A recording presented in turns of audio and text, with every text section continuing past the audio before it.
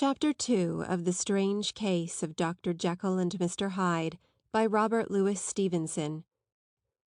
Chapter 2 Search for Mr. Hyde. That evening, Mr. Utterson came home to his bachelor house in sombre spirits, and sat down to dinner without relish. It was his custom of a Sunday, when this meal was over, to sit close by the fire, a volume of some dry divinity on his reading desk, until the clock of the neighbouring church rang out the hour of 12, when he would go soberly and gratefully to bed. On this night, however, as soon as the cloth was taken away, he took up a candle and went into his business-room. There he opened his safe, took from the most private part of it a document endorsed on the envelope as Dr. Jekyll's will, and sat down with a clouded brow to study its contents. The will was holograph, for Mr. Utterson, though he took charge of it now that it was made, had refused to lend the least assistance in the making of it. It provided not only that, in case of the decease of Henry Jekyll, M.D., D.C.L., L.L.D., F.R.S., etc., all his possessions were to pass into the hands of his friend and benefactor, Edward Hyde, but that in case of Dr. Jekyll's disappearance or unexplained absence for any period exceeding 3 calendar months, the said Edward Hyde should step into the said Henry Jekyll's shoes without further delay, and free from any burden or obligation beyond the payment of a few small sums to the members of the doctor's household. This document had long been the lawyer's eyesore. It offended him both as a lawyer and as a lover of the sane and customary sides of life, to whom the fanciful was the immodest. And hitherto it was his ignorance of Mr. Hyde that had swelled his indignation. Now, by a sudden turn, it was his knowledge. It was already bad enough when the name was but a name of which he could learn no more.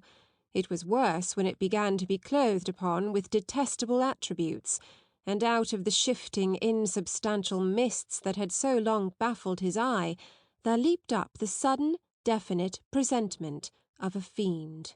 "I thought it was madness," he said, as he replaced the obnoxious paper in the safe.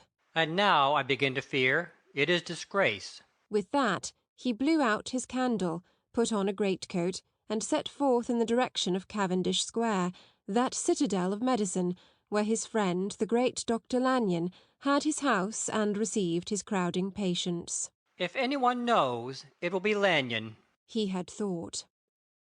The solemn butler knew and welcomed him. He was subjected to no stage of delay, but ushered direct from the door to the dining-room, where Dr. Lanyon sat alone over his wine. This was a hearty, healthy, dapper, red-faced gentleman, with a shock of hair prematurely white, and a boisterous and decided manner. At sight of Mr. Utterson, he sprang up from his chair and welcomed him with both hands. The geniality, as was the way of the man, was somewhat theatrical to the eye, but it reposed on genuine feeling. For these two were old friends, old mates both at school and college, both thorough respecters of themselves and of each other, and what does not always follow, men who thoroughly enjoyed each other's company. After a little rambling talk, the lawyer led up to the subject which so disagreeably preoccupied his mind. "I suppose, Lanyon," said he, "you and I must be the two oldest friends that Henry Jekyll has." "I wish the friends were younger," chuckled Dr. Lanyon. "but I suppose we are. And what of that? I see little of him now." "Indeed?" said Utterson. "I thought you had a bond of common interest." "We had," was the reply. "but it is more than 10 years since Henry Jekyll became too fanciful for me. He began to go wrong in mind, and though of course I continue to take an interest in him for old sake's sake, as they say, I see and have seen devilish little of the man.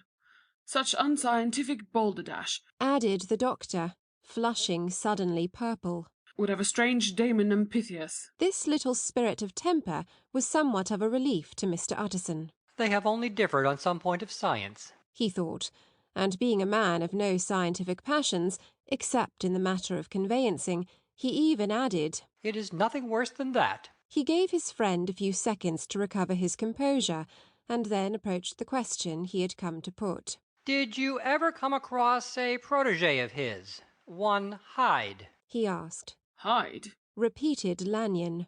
No, never heard of him. Since my time. That was the amount of information that the lawyer carried back with him to the great dark bed on which he tossed to and fro until the small hours of the morning began to grow large.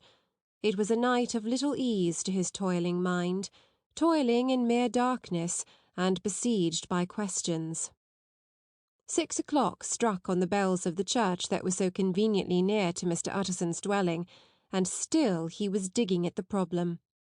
Hitherto it had touched him on the intellectual side alone, but now his imagination also was engaged, or rather enslaved, and as he lay and tossed in the gross darkness of the night and the curtained room, Mr. Enfield's tale went by before his mind in a scroll of lighted pictures.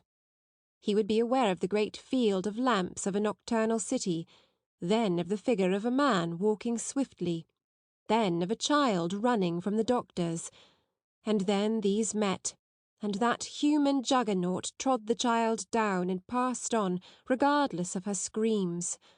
Or else he would see a room in a rich house where his friend lay asleep, dreaming and smiling at his dreams.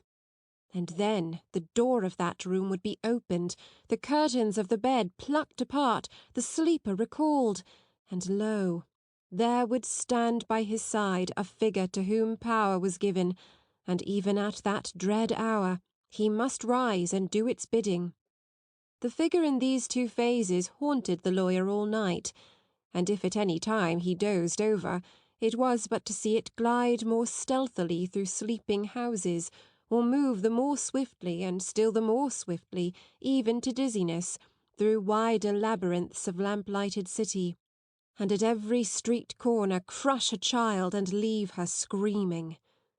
And still the figure had no face by which he might know it, even in his dreams. It had no face, or one that baffled him and melted before his eyes. And thus it was that there sprang up and grew apace in the lawyer's mind a singularly strong, almost an inordinate curiosity to behold the features of the real Mr. Hyde. If he could but once set eyes on him, he thought the mystery would lighten, and perhaps roll altogether away, as was the habit of mysterious things when well examined.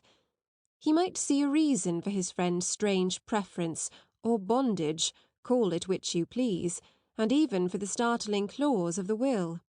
At least it would be a face worth seeing, the face of a man who was without bowels of mercy, a face which had but to show itself to raise up, in the mind of the unimpressionable Enfield, a spirit of enduring hatred. From that time forward, Mr. Utterson began to haunt the door in the by-street of shops, in the morning before office hours, at noon when business was plenty and time scarce, at night under the face of the fogged city moon. By all lights and at all hours of solitude or concourse, the lawyer was to be found on his chosen post. If he be Mr. Hyde, He had thought, I shall be Mr. Seek. and at last his patience was rewarded. It was a fine dry night, frost in the air, the streets as clean as a ballroom floor, the lamps unshaken by any wind, drawing a regular pattern of light and shadow. By 10 o'clock, when the shops were closed, the by-street was very solitary, and in spite of the low growl of London from all round, very silent. Small sounds carried far. Domestic sounds out of the houses were clearly audible on either side of the roadway, and the rumour of the approach of any passenger preceded him by a long time. Mr. Utterson had been some minutes at his post when he was aware of an odd light footstep drawing near.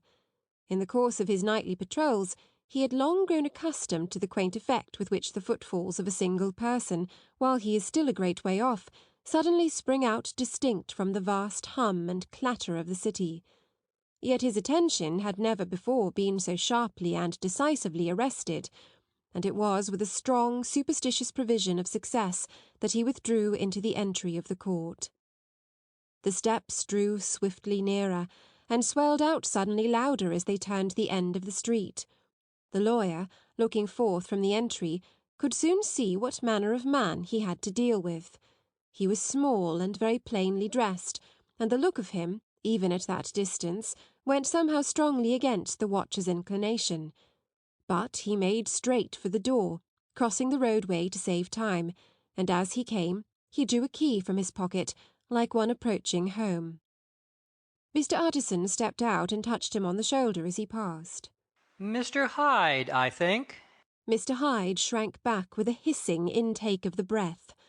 But his fear was only momentary, and though he did not look the lawyer in the face, he answered coolly enough. That is my name. What do you want? I see you are going in, returned the lawyer. I am an old friend of Dr. Jekyll's, Mr. Utterson of Gaunt Street.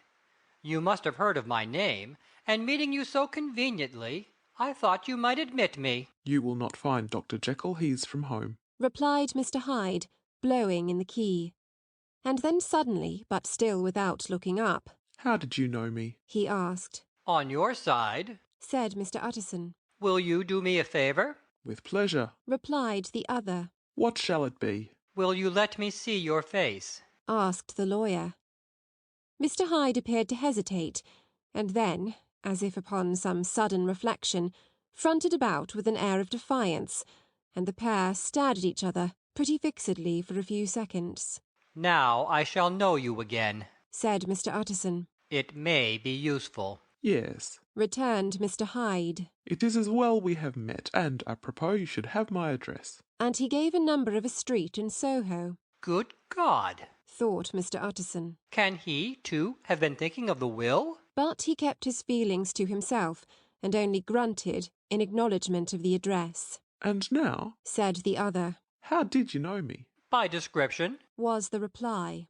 Whose description? We have common friends, said Mr. Utterson. Common friends? Echoed Mr. Hyde, a little hoarsely. Who are they? Jekyll, for instance, said the lawyer. He never told you, cried Mr. Hyde, with a flush of anger. I did not think you would have lied. Come, said Mr. Utterson. That is not fitting language. The other snarled aloud into a savage laugh, and the next moment, with extraordinary quickness, he had unlocked the door and disappeared into the house.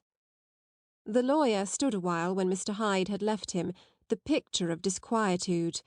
Then he began slowly to mount the street, pausing every step or two and putting his hand to his brow, like a man in mental perplexity. The problem he was thus debating as he walked was one of a class that is rarely solved. Mr. Hyde was pale and dwarfish. He gave an impression of deformity without any nameable malformation. He had a displeasing smile. He had borne himself to the lawyer with a sort of murderous mixture of timidity and boldness, and he spoke with a husky, whispering and somewhat broken voice.